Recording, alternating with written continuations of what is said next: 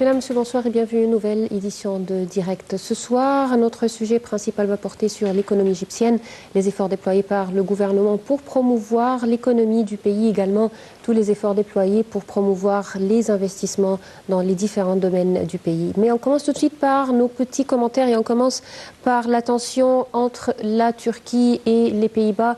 Même entre la Turquie et la plupart des pays européens. En fait, les rassemblements de la diaspora turque dans des capitales européennes en vue du référendum constitutionnel voulu par le président Recep Tayyip Erdogan menacent de dégénérer en crise ouverte entre la Turquie et l'Europe. Bien sûr, on a vu hier et avant-hier ce qui s'est passé notamment aux Pays-Bas, mais également dans d'autres pays de l'Europe. Tout de suite, nous allons voir plus de détails concernant cette crise et puis on revient.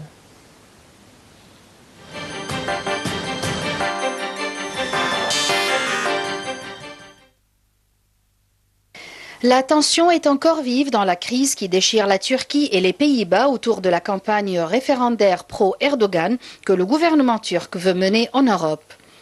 Il est hors question de présenter des excuses, ce sont eux qui devraient s'excuser pour ce qu'ils ont fait hier, a déclaré hier Mark Rutte, le Premier ministre néerlandais.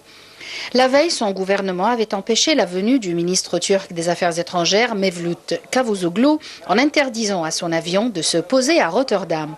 Un peu plus tard, la ministre de la Famille, Fatma Betoul Sayan Kaya, arrivée par la route depuis l'Allemagne, était empêchée de pénétrer dans l'enceinte du consulat turc de Rotterdam, puis reconduite sous bonne garde à la frontière. Ils devront en payer le prix, a menacé hier le président turc Recep Tayyip Erdogan. Le numéro 1 turc s'est livré à sa comparaison historique favorite. Je pensais que le nazisme était mort, j'avais tort. Le nazisme est encore très répandu en Occident. L'Occident a montré son vrai visage. Les ministres refoulés comptaient mener campagne en vue du référendum du 16 avril sur le renforcement des pouvoirs du président Erdogan. À l'approche des élections législatives de mercredi 15 mars, où le Parti pour la liberté, Geert Wilders, islamophobe et xénophobe, devrait engranger des voix, les autorités néerlandaises ne voulaient pas risquer des troubles à l'ordre public. Persona non grata aux Pays-Bas, le chef de la diplomatie turque a en revanche été autorisé dimanche à mener un meeting pour le oui à Metz, en Moselle, dans l'est de la France. Intervenant devant quelques centaines de partisans, il s'en est pris à nouveau aux Pays-Bas, qualifiés de capitale du fascisme. L'épisode menace de dégénérer en crise ouverte avec l'Union européenne. Alors que plusieurs meetings avaient déjà été annulés par des municipalités en Allemagne, 4 rassemblements ont été interdits en Autriche, un autre en Suisse.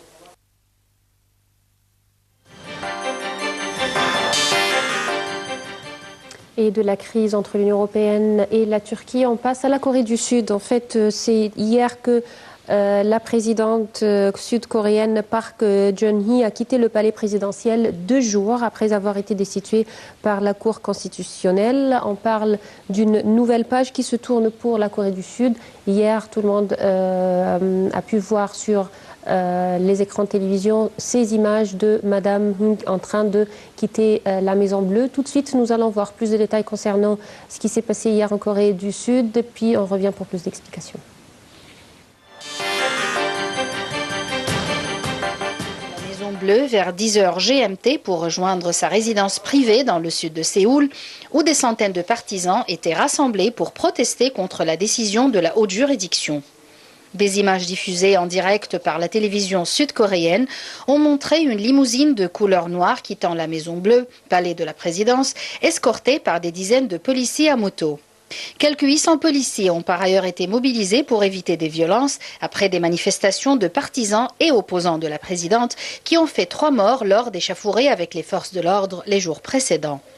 La Cour constitutionnelle avait confirmé vendredi la destitution de Park Geun-hye, votée en décembre dernier par l'Assemblée nationale, entraînant son départ effectif du pouvoir. Les juges ont estimé qu'elle avait enfreint la loi en permettant à sa confidente secrète Choi Soon-sil de se mêler des affaires de l'État et qu'elle avait contrevenu aux règles de la fonction publique. Première présidente démocratiquement élue à être destituée, elle était depuis cloîtrée dans la Maison Bleue alors que des employés effectuaient des travaux dans sa résidence privée et la nettoyaient. La confirmation de sa destitution la prive de tous ses pouvoirs et privilèges, sauf en matière de sécurité. La perte de son immunité l'expose à d'éventuelles poursuites judiciaires. Une élection présidentielle doit être organisée dans les 60 jours suivant la décision de la Cour. Des médias locaux ont avancé le 9 mai comme date la plus probable pour le scrutin.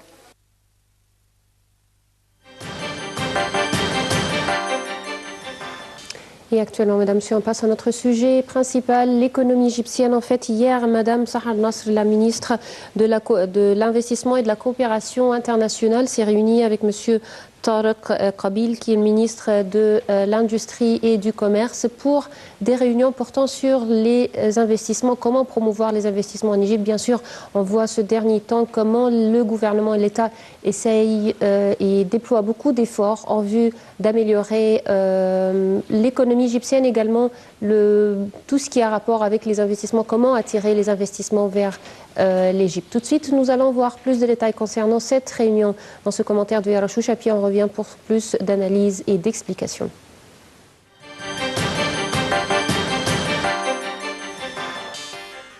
Madame Sahar Nasr a passé en revue hier avec le Premier ministre Cherif Esmaïl le plan de travail du ministère dans le cadre du programme de réforme économique exécuté actuellement par le gouvernement pour relancer l'économie. Elle a évoqué les efforts déployés en vue d'attirer davantage d'investissements et de coordonner avec les institutions internationales pour réaliser un développement global durable. Monsieur Esmaïl a jugé impératif d'œuvrer pour tirer profit des opportunités d'investissement disponibles dans chaque zone et chaque gouvernorat et de tenir des rencontres avec les investisseurs. Il a aussi mis l'accent sur la nécessité d'accorder un intérêt aux petites et moyennes entreprises et aux micro-entreprises. Il a jugé nécessaire que les organes concernés suivent les décisions et les mesures prises par le gouvernement dans le cadre de l'exécution du programme de réforme économique et administrative.